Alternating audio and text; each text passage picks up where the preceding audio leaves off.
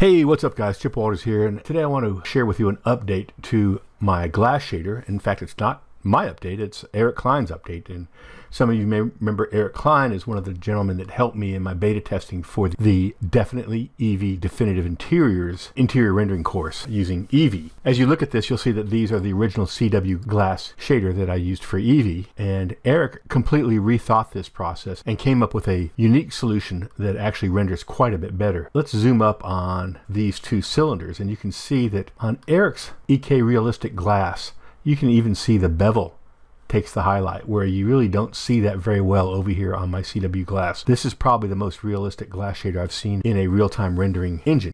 Let me share with you the actual thread where all of this was discovered. Eric posted a thread called Realistic Glass and Eevee up on Blender's artist.org. At this URL, in it he shows some of the scenes from my Eevee course, and we went back and forth on some different things, fine-tuned the shaders, and the actual released product is an amalgamation of about 95% of what he's done, and I added maybe 5% in just some commenting and some curves and small additions, but nothing as significant as what he came up with. So anyway, just want to mention that I'm going to post this over at my Gumroad account, and you should be able to download it.